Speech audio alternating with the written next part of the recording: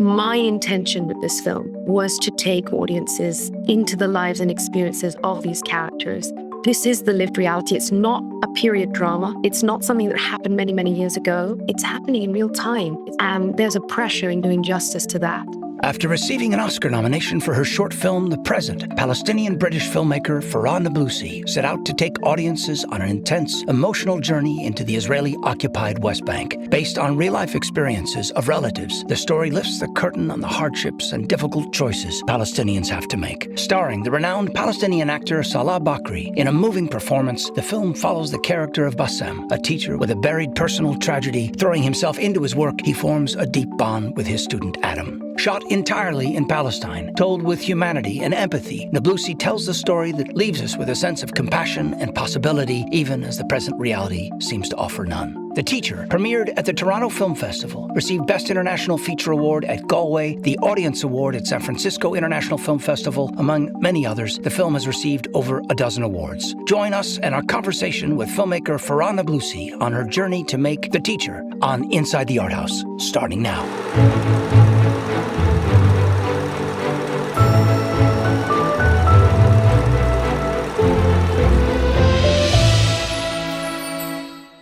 Hi, my name is Raphael Sparge. And I'm Greg Lemley. And welcome to another episode of Inside the Arthouse. Today we are inside the Arthouse and welcoming Farah Nabulsi, who is the director of The Teacher, joining us from London. Welcome. Hello, good to be here. Farah, great to have you. I guess my first question is this. I love the story, which is that you were born in London. Your parents were of Palestinian and Egyptian descent. You went to business school. You became a stockbroker at JP Morgan.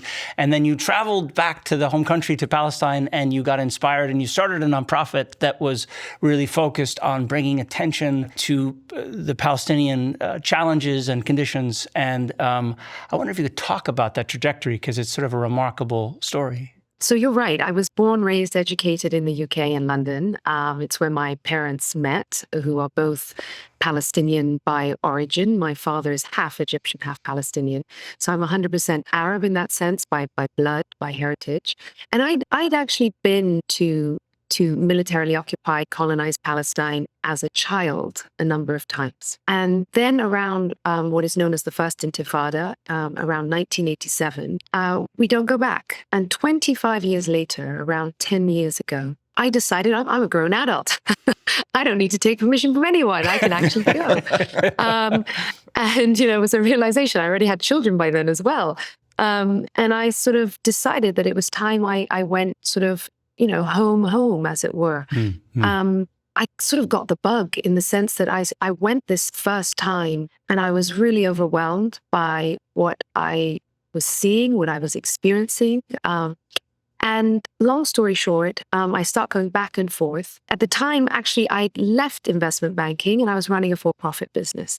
And I really couldn't get my head around how colossal the injustice is. But I started to write therapeutically about what I had seen and witnessed and began to imagine as I exercise empathy.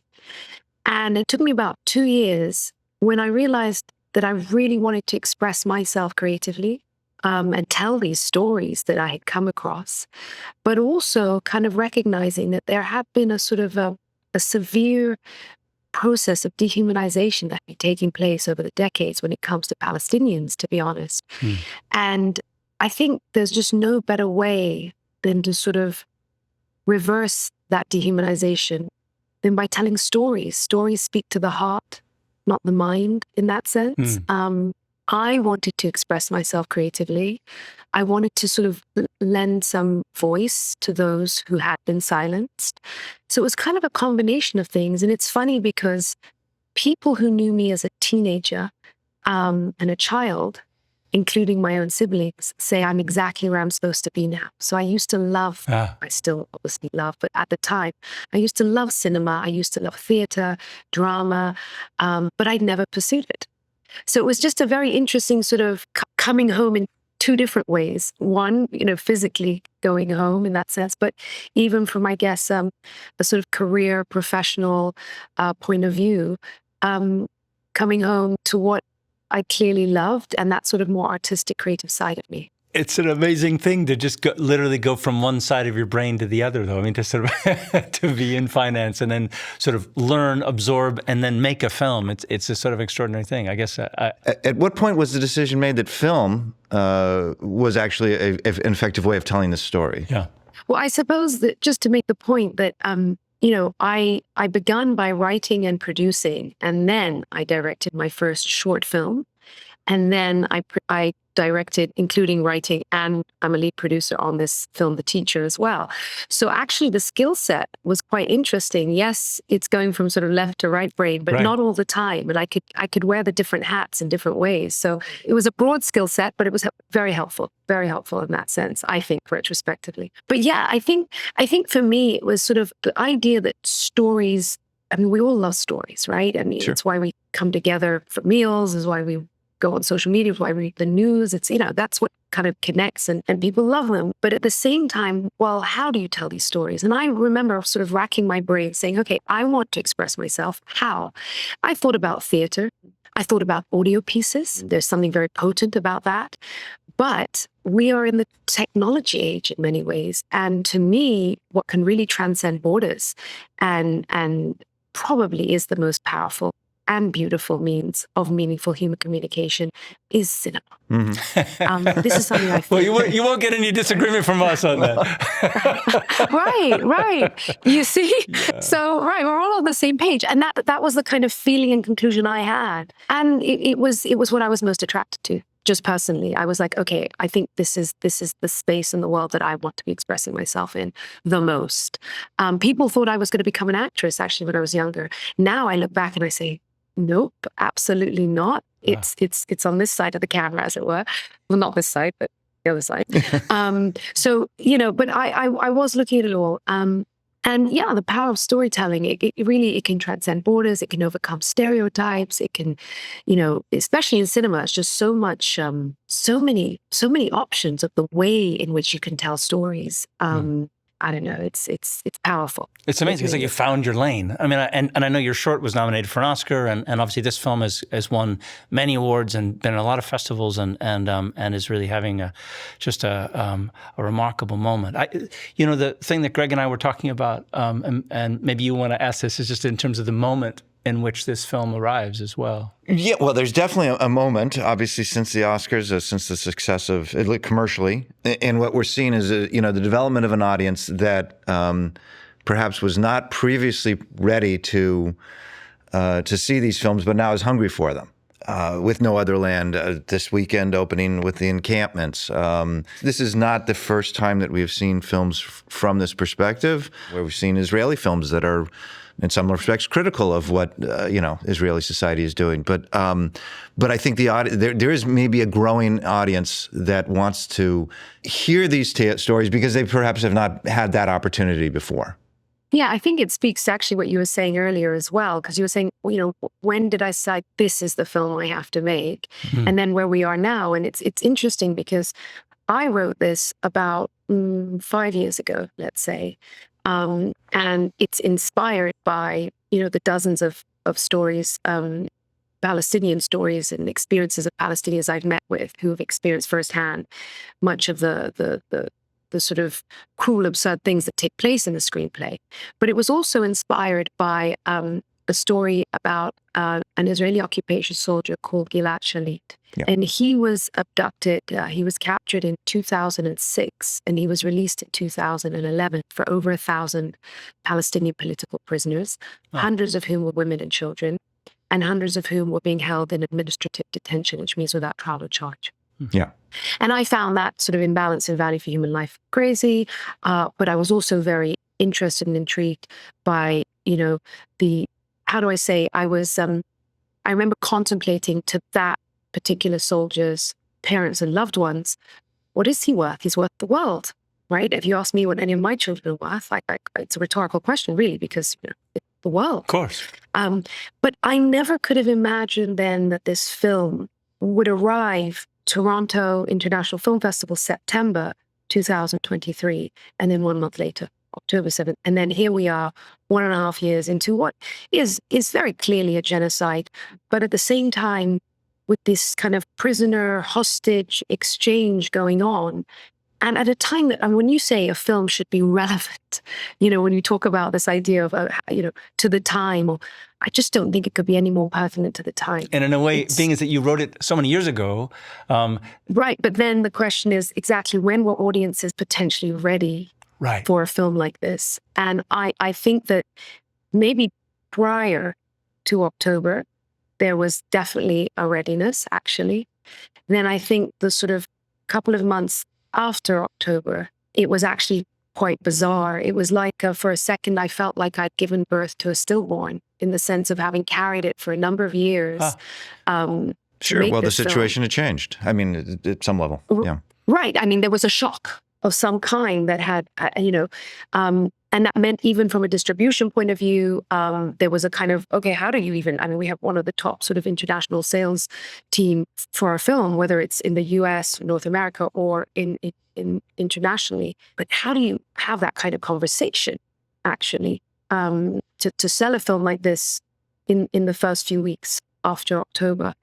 But months went by, and this is where the conversation then started to evolve more. And the festivals where, the ones that did program the film welcomed it. And the audiences were very receptive. I mean, we've garnered, like you mentioned, a number of audience awards and Best Actor awards. But the idea that audiences, it was resonating, including in the US, that was powerful. And since then, I think we've had our cinema release in the UK and Ireland, also across the Middle East and North Africa. There's been some really incredible reactions. I'm hoping the same sort of happens in the US. But yeah, it's an interesting time for audiences, definitely, to see this with a lens of post-October 7th. But at the same time, a reminder, this is something I wrote way before then, because it is rooted in and inspired by the reality on the ground for decades. Decades, right. Yeah. I was also reading about, and I was very moved about this, that you decided to film this in Palestine and probably at some risk. I don't know, but it's bringing a crew in. It's kind of it's a complicated thing, I'm sure, to impose cameras into that space. And you could have filmed it elsewhere, and you held to it, and you said, no, this has to be done there. Could you talk about that? Because that's... I'm not going to lie. There were moments when you think, God, independent cinema is just so bloody hard anyway, right? So anywhere hard. In the world. So, it's like, choose the path of least resistance, please. And I did contemplate elsewhere. But, honestly, I was scouting outside of Palestine and inside. And every time I sort of go into Palestine, I'd say, no, this is where it has to be. It just has to. Even from things like the topography, the scenery, the fact that I could expand the frame and the shots could breathe, and you could see, the scenery, but also with the people, working with us on the ground. I'm talking internally, the cast and crew that were inside, that hospitality, even the accents, when you have an extra, when you're casting. Yes, I wondered about that, yeah. Because you've got people, you obviously have people who, in smaller roles, who come in and who are a part of the experience. And so having them be from there, that's an interesting thing. Absolutely. It's a little bit bizarre, to be honest, because on the one hand, it means that there's this absolute commitment and excitement and desire to make this film. And then on the other hand, it's kind of sad because, I can leave, and so can, the cast and crew that I brought from abroad. But the others are sort of like, well, this is our reality. This is our lived reality. So we're kind of, it's fiction narrative, but it's not. And it's a bit bizarre, to be honest, for them, I think. But they feel so passionate about it. And so, they get on with the job. But the difference, I think, because you'd mentioned that you, Raphael, are in documentary filmmaking, correct? Yes. And I think when you come into a place like Palestine, the West Bank, with your cameras in documentary mode, for example, you're kind of seeking out certain things and you're present. Whereas with fiction narrative, it was trying to create a bit of a cocoon to avoid kind of attention while you're on the ground. That's interesting. It's difficult. Yeah, so like you just you're going to run into things like checkpoints and roadblocks and that, and so you figure it out. So for example, when we were picking where we were going to be mostly accommodated and where we were going to shoot, I was acutely aware of, well, if the main roads down there get blocked, how are we going to reach the set? So we chose a village that could then reach the other village from these back rubble roads, kind of guerrilla style. Wow. And lo and behold, we did have to use them a couple of times. So you're thinking kind of out of the box. Or for example, when we had the scene of the home demolition, where I'm choosing where I'm going to place this construction, this house to build, it was like, well, hold on, the watchtower over there, that's a direct line. We can't build it there. Let's pick a place where there's another structure. Now, that doesn't mean at any time the Israeli military can come in and they'll be like, oh, what's going on? But you try to keep it on the down low. And so I'd say the hardest, most dodgy scene of all was when we had the raid scene with the military vehicle. And, you're film people, so you might have figured out how we did it. However, what I was doing was I was on the rooftop. You're filming, troops coming in for and not wanting to trigger Right, troops coming yes. in, right? and worried that, oh, wait, are those our trucks coming in to shoot the raid, or is that actually a raid? Yikes. Oh my God. Exactly. It's bizarre. But no, so exactly this. So I'm on a rooftop. I wanted the wide shot, and you can see in the film there's a wide shot. Yeah. From the hill, right. And you have, our protagonist, Adam, and he's got his binoculars. So I'm far away, walkie-talkies. And when we say it takes a village, I mean, we had engaged the village that you see in that, to say, look, we're going to have, and what we ended up doing is we had one Jeep that we had armored to look like a military Jeep. I mean, I won't get too much detail, but transported it in with covers on the back of a truck and then hid it away. Yes, not to draw attention. Right. Yes. And then on the day of shooting this, we had one truck, and it would go up and down at different speeds, sometimes dirtier, sometimes with a sort of camouflage net on it, sometimes with an antennae. And it was just over and over again, up and down that hill in different lenses, of course. So we had the wide shot, got closer, and it was just cut, action, back up the hill. And the villagers were standing on the ends of all the roads, entrance roads, because I didn't want any other vehicles in that moment. And of course, right. Been the shot, havoc, change but the also shot, to let them know, absolutely, and to tell them, look, this is not really an Israeli vehicle. They're filmmakers. Look over there at the top. She's, the director's over there. Right. Yeah. And then we use CGI because there was no way we were going to have 7, 8, 9, 10. To create the impression of a convoy. Yeah, no, sure. Absolutely. I mean, not just worried about the Israeli military thinking that it's that something's happening. Well, but of yes, course and to tell that them the entire exactly. village, you have an entire region that gets worried when there's a convoy coming. Absolutely, not to go into panic, and also not to pick up a few stones and chuck it at our vehicles, and it's which does happen. Yes. Yes, it does. Yes. Yeah.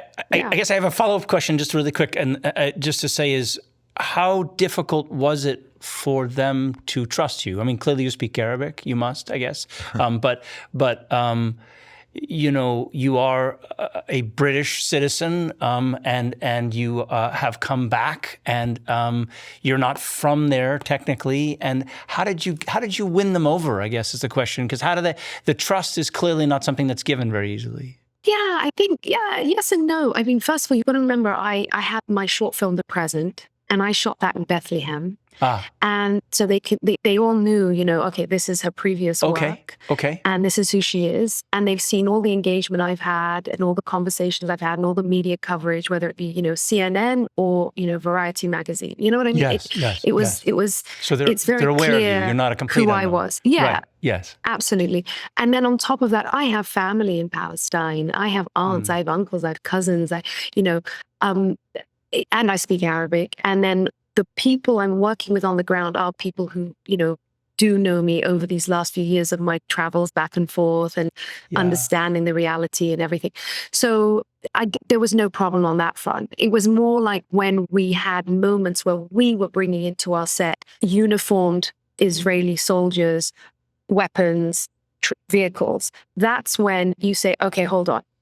They don't see me. They'll just see those items. So again, there's scenes where we had big black sheets kind of put up to avoid people seeing, what was going on behind in case they misunderstood. So it's more about misunderstanding. I mean, I'll let you into a really weird story, but in my previous film, the present. And actually the same can be said for the teacher. The checkpoints, at one point, we have checkpoints in both films. The locals actually thought it was a real checkpoint. And when I got word, and we'd constructed this particular checkpoint, when I got word, I was horrified because I thought, oh my God, they think there's now a new checkpoint. Please, I sent runners out to tell them. It's the fault of real. the film that there's a checkpoint. It's a film, yes.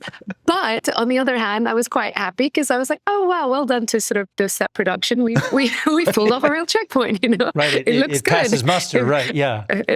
Absolutely. So very conflicted in the feelings of what you're carrying out, because you don't want to traumatize the locals. You understand how they can be, 100%, because they live under very complex circumstances every single day of their lives.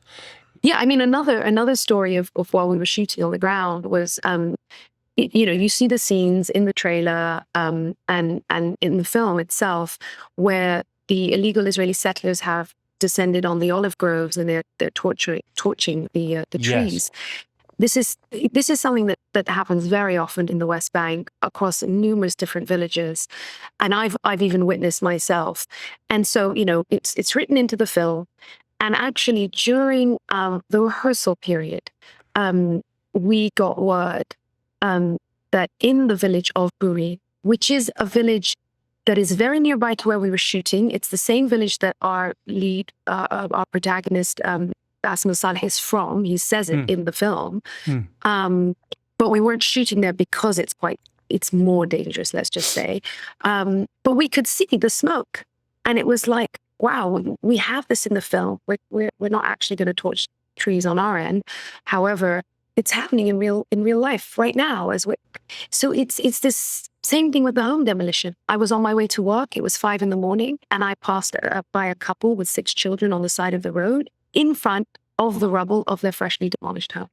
So close to home that's the hardest part, in my opinion. It's not getting the permits from the Palestinian ministries in certain areas, even the part where we're in the areas B and C, which is more controlled by the military, and there's a lot more settlers and a lot more checkpoints. You're doing the guerrilla sort of style shooting, yes, and that's not easy, you're on edge. But it was more the sort of mental, emotional toll of realizing this is the lived reality. It's not a period drama. It's not something that happened many, many years ago, and now we're reenacting. It's happening in real time. It's unfolding around us in real time, what we are shooting on the ground. And there's a pressure in doing justice to that, and finishing, and keeping everyone safe, and staying upbeat. Yikes. Get to the finish line. So it was not the path of least resistance. No, you really took it on. I mean, you really took it on your shoulders. I mean, you took on the responsibility, you took on a crew, you took on the village, the town, and the story. It's you loaded up as much as you possibly could, but I understand why. But it was something liberating, though, to be on the ground to do that. There was something liberating despite all of that. It was like, but here we are. And there was something freeing in that, and what you could, Yeah, it's interesting that you talk about it, documentary versus fiction. Which one is more real first, I guess, is, a sense. And that if you're telling a fiction story, there's, the people will say, well, this is made up. This isn't reality. And then you're confronted with the fact, no, this is, as I'm making this fictional story, it's actually happening around me. It's not. There is a reality that settlers are burning olive groves. There is a reality that homes are being destroyed. It's all real. Yeah. So I mean, I understand how Absolutely. That would feel very electrifying in a way, because you would be there seeing it, and then also, as you say again, which was the mission of your nonprofit, which is to sort of humanize the Palestinian experience, and so you were literally capturing it and bringing some contrast, I guess, to the circumstance in a way at the same time. Let's talk about education a little bit. The film is called The Teacher, and the power of education, the threat, perhaps even of education in some respects. I mean, it's clearly a conscious decision on your part to frame the story this way, and I want to. Yeah. I mean, it's funny because you say, you don't necessarily have to have a title before a finished draft and all of this. But but you do need a protagonist. Yes. And so it was exactly. And so it was like right from the start that I'd chosen the teacher. I mean, I know that we've talked a lot about it, but the socio-political is present in this story. It's integral, but it wasn't my focus in the sense of like I wanted to tell a human story and really focus in on these characters. And one of the things that I've always found interesting, and I think it's just by way of being a parent myself, is this kind of parental love, right?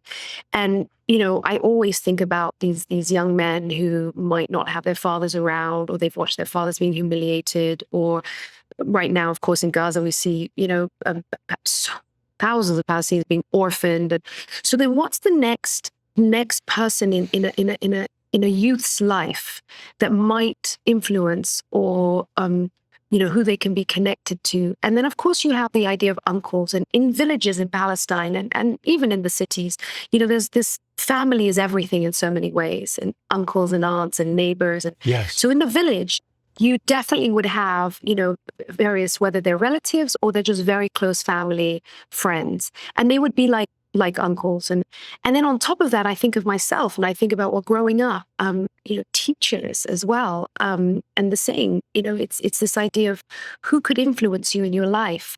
And, teachers are very influential. If you get a wonderful teacher, my God, that could change someone's life even. And so it was like a double whammy. I was like, okay, it's going to be a teacher and he lives in the village. And so that's how the sort of teacher character came to me in that sense. It wasn't based on a specific person I'd met who was a teacher and a father figure to a particular character I'd met. But it was me realizing that I think the idea of resistance and people who are involved in any kind of resistance, like somehow that's what they were born to do, and that's all they do, and that's who they are, and that's what defines them. And then we have these stereotypes of what that is and what that means. And I know for a fact that's not the case. And you see these people who, studied English literature, law, engineering. They wish they could be, a school teacher or an engineer or a doctor and you'd be surprised. And they end up in some form of resistance and defiance. And so I wanted him to be of a profession that we could understand and relate to as well.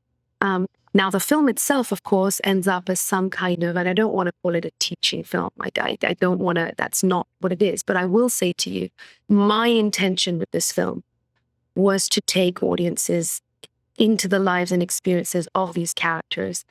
And I hope leave you contemplating the choices and the decisions they make in this cruel reality they're forced to make them.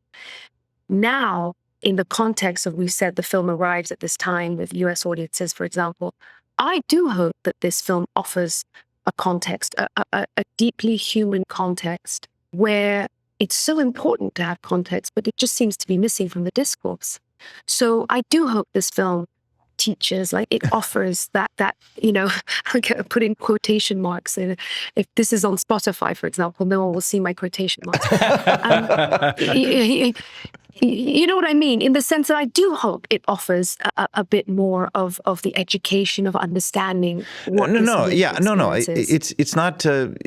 It's not teaching a lesson, the film. It's a very human story. It's telling a story, But I think the story is at some level that education is resistance, perhaps, or a form of resistance. Whatever your limited opportunities are, that you have the ability to go beyond those opportunities, and that someday you may be able to put those opportunities into that education and that ability into reality, I think is important. Absolutely. I completely agree with you. And just so you know, I mean, in Palestine, education is, it's paramount. It's paramount. You'll find that Palestinians are some of the most educated people in the Arab world. And they understand that, no matter what, we have to keep learning. We have to, this education and growth, in many ways, but also this idea of intellectually, academically, and so forth. And that has been a form of resistance for Palestinians on the ground, without question. And I think it's just interesting because in this case, Basem is teaching Adam, on the one hand, more traditional, education. And on the other hand, he's teaching him, sort of life lessons and the difference between resistance and revenge as well. And, 100%. Well, That's. But yeah, I mean, the moments where we're taking this with this trauma of seeing of Adam seeing his brother killed and turning it into trying to deal with that trauma by opening up a world of literature and other things. So yeah, it's a deeply human film in that respect. As much as the characters from different sides of the conflict are talking past each other, they are also talking to each other in some respects. There are moments of that where you can see a common humanity and ultimately, other than absolute defeat, the only way there is a resolution to this is if we recognize each other's common humanity. Farah, I wonder if you could talk about the actors. There's Saleh Bakri and Mohammed Abed. Forgive me with the pronunciation, so I'm not sure if I can help. I'll say it for you. So Saleh Bakri and Mohammed Abdulrahman. Thank you. And so Saleh plays the teacher, Basem Saleh, and Mohammed Abdulrahman plays Adam, the teenage young boy. Saleh. So he was the lead in my previous short film. Which one was mentioned? The Present. The one that was nominated for the Oscars. Yes. He's the lead. He's the lead in that, and as well. And he's a very seasoned actor. He's been in a number of wonderful, stunning films. You might have even screened yourselves. So he's very seasoned. But having worked with him on The Present, it was almost a no-brainer. We've had this wonderful, successful short film together. I think he is one of the most brilliant actors on the planet, actually. And he's considered one of the best actors in Arab independent cinema. And he's just a very honest person. I almost brutally so, where he brings that honesty to all the roles he plays, and there's a real truthfulness in his performance. He's the kind of actor who will say to me, I'll say, okay, and then, Basem will walk across from here to there, or, and he'll be like, why? He'll challenge you, right? Yes. Oh, yeah. He'll be like, what was the line? What was said? Okay. Because he really, he brings that honesty to everything, not just in his work, actually. He just is that way in general as a person. So I do see that as his superpower.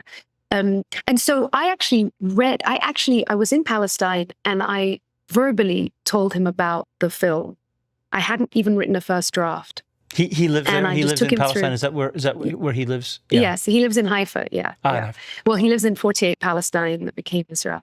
Yeah, it's like these terminologies that you have to understand. So yeah. So this is gonna Haifa. I mean, I have family in Haifa. Haifa is an amazing city because it's perhaps one of the more integrated and it's a beautiful city. Yeah, it's gorgeous. It is. It is beautiful.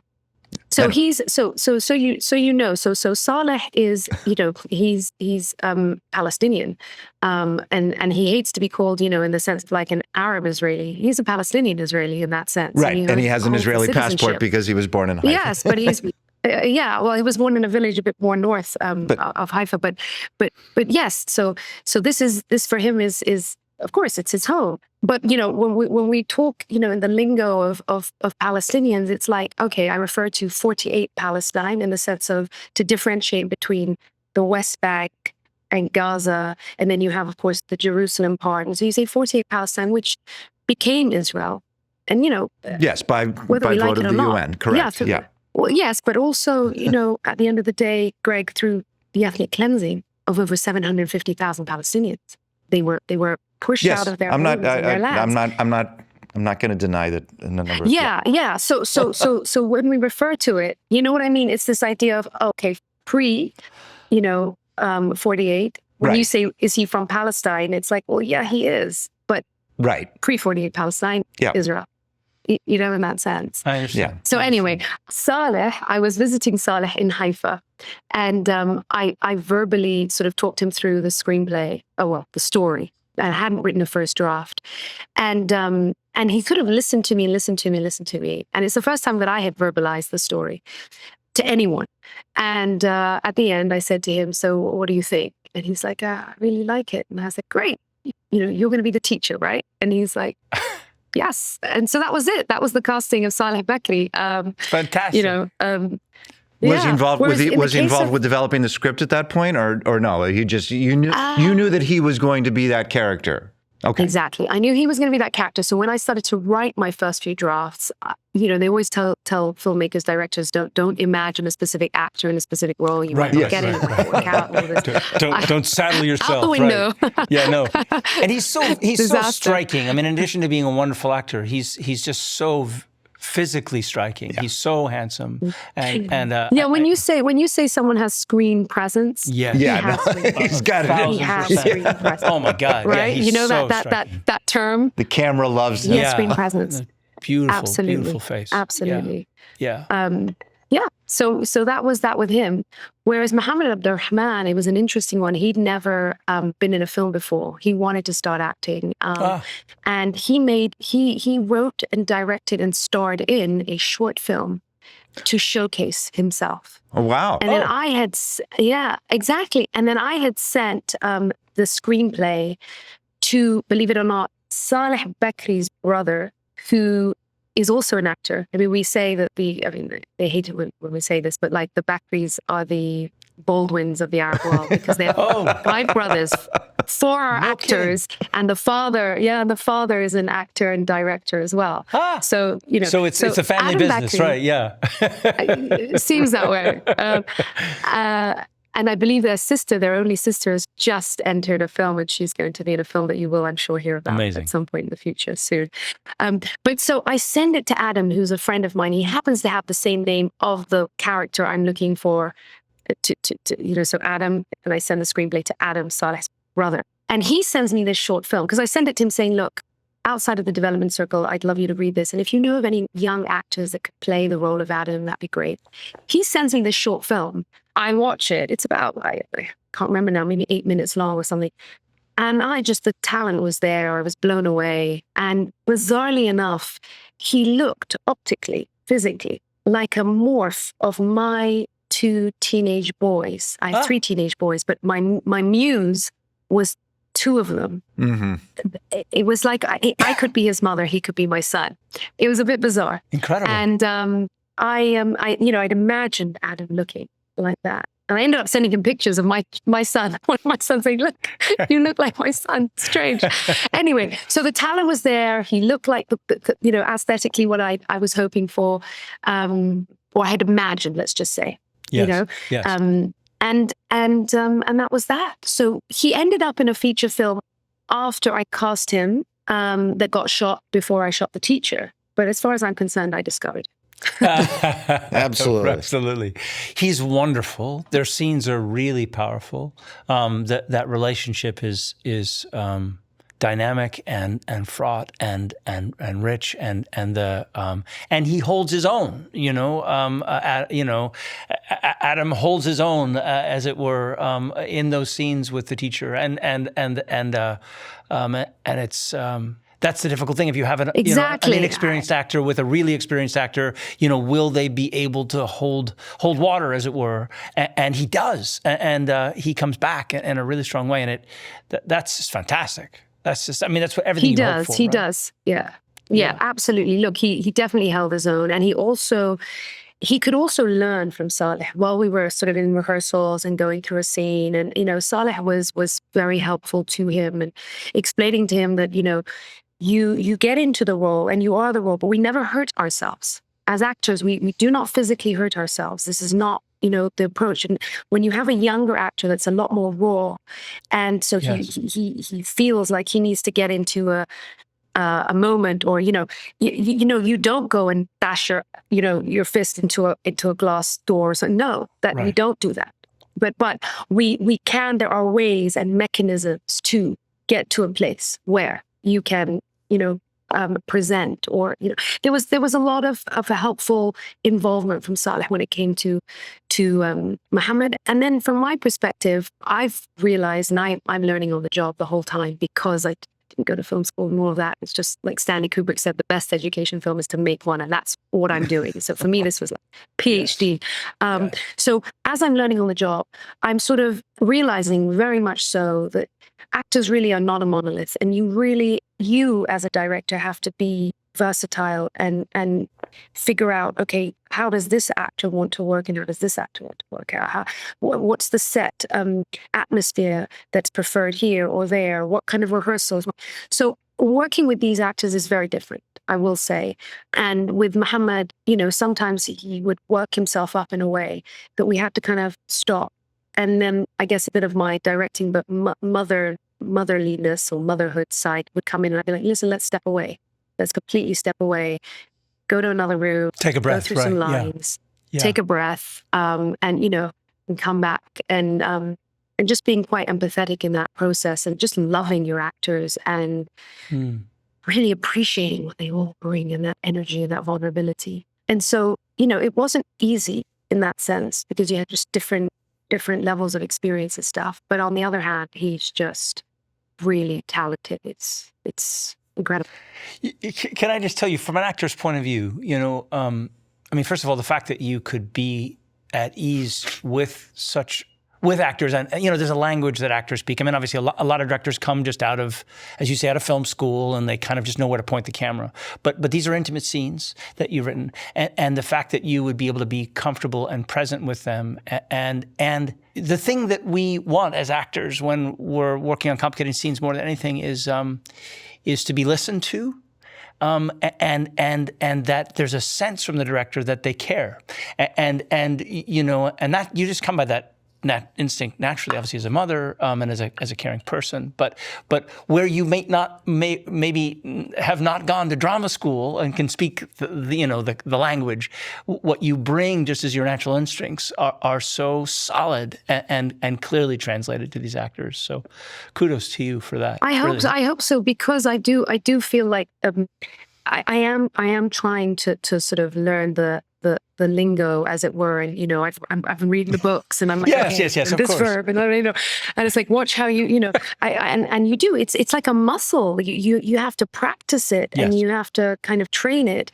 And so sometimes I do catch myself kind of going off in a direction like, wait, no, that's not how they're going to understand me, even though my intention is good. So I feel like I make up with my empathetic, more I care about you side. Yeah. Right. That whenever I'm deficient in the language and hopefully I'll get better at both as we go along. But I'm sure you will.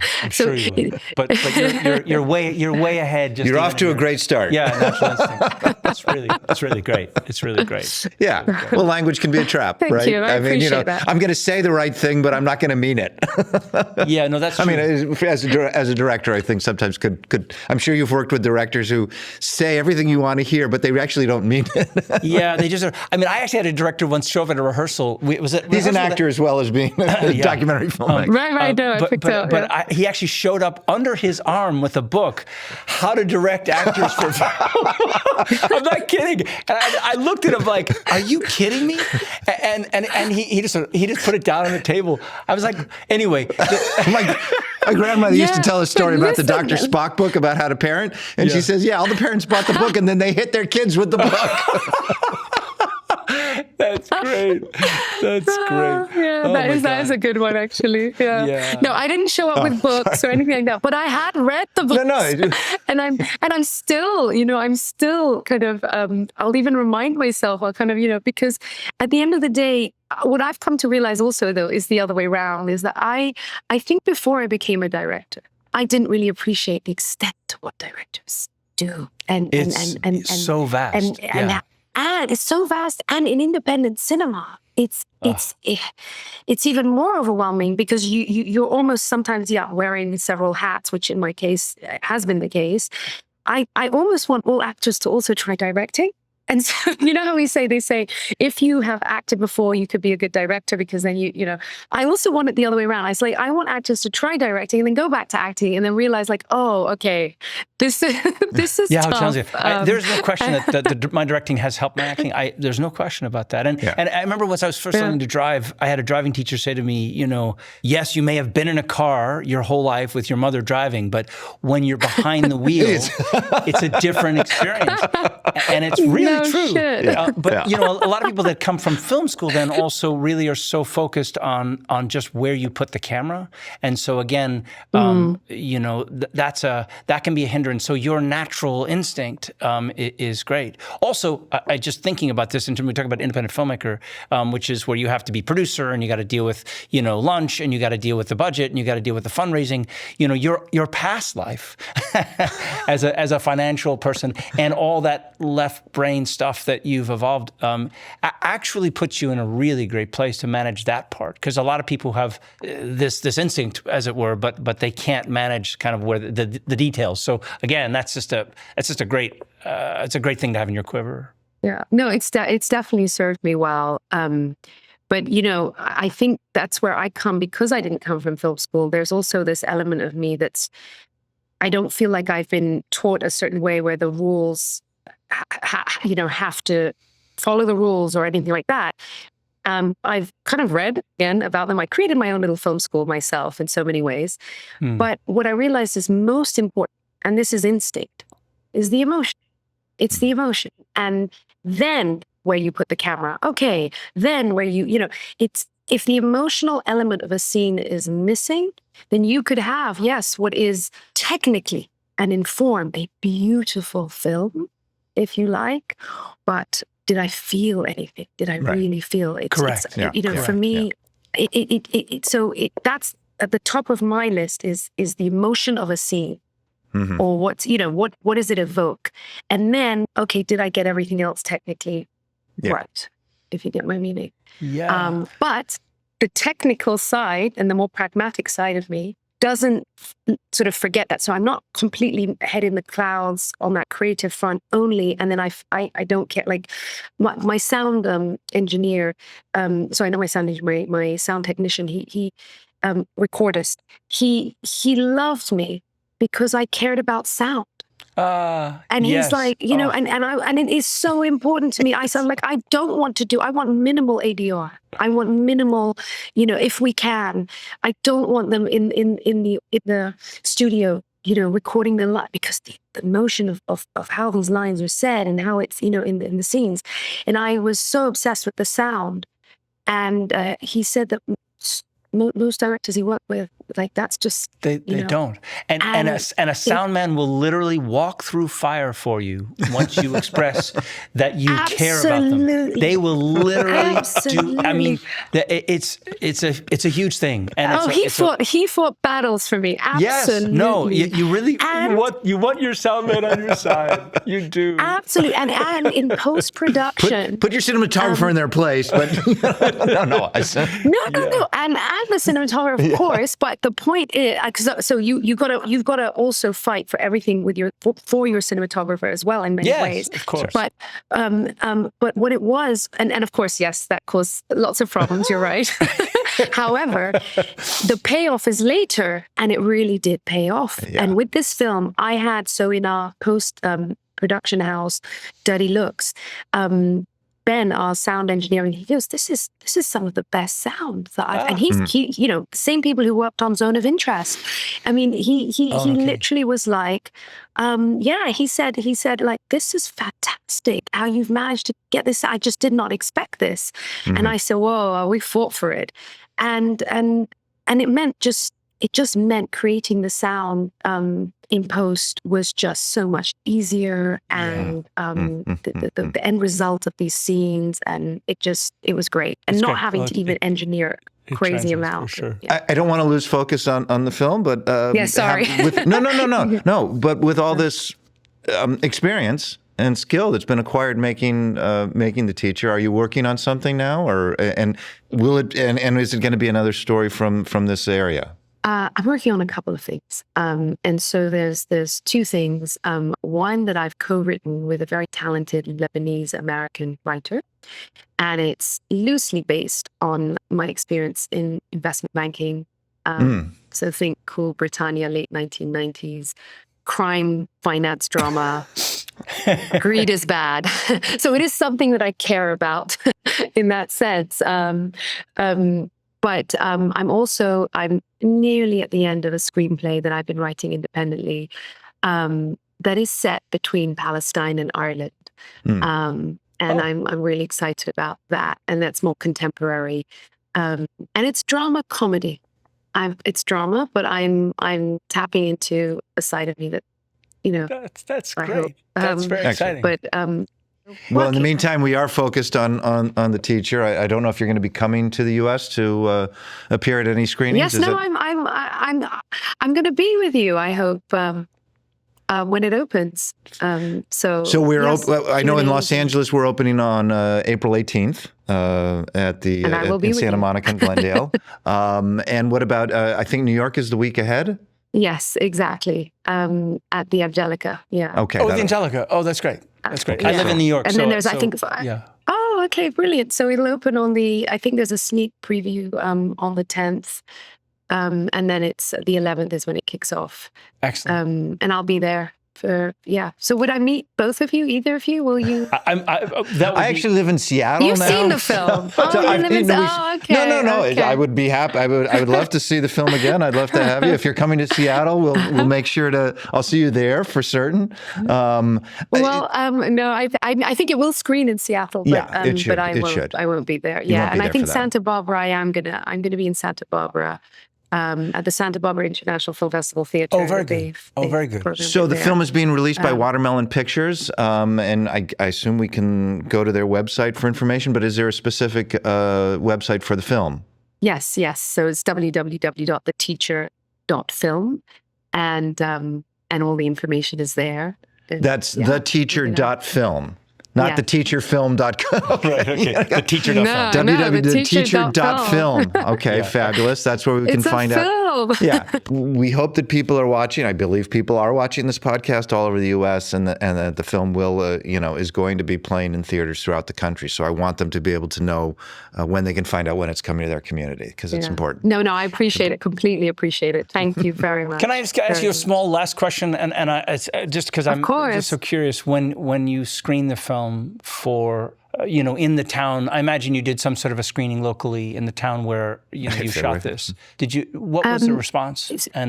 Well, so the film it did have a sort of limited release in the West Bank in Palestine, but throughout this last year and a half, honestly, there's very limited cinemas there anyway, and there's a lot of mourning and a lot of so it's. We did a limited release, but there was, and Saleh and Mohammed went to, and I couldn't fly in because of everything that was happening, but Jerusalem Film Festival, and it was screened there, and they were there for the Q&A, and they said it was just incredible, the reaction they got, really. Saleh sent me a voice note afterwards just telling me, wow, it was really well received. And I've received numerous messages from people, and it is available on over there in Apple TV, Google Play, and stuff now as well. So I'm getting great feedback. It's been well received. Thank God. Really glad. Well, it's a wonderful film. It's definitely has its moment. It's so well timed for a conversation, and for us to continue to have the conversation and continue to have expanded understanding of what's going on. And so thank you for making this. I love talking to you, and I love what you've done. I love your trajectory and just how you found this, and I'm excited for this film and for whatever you do next. Truly. Yeah, absolutely. Likewise.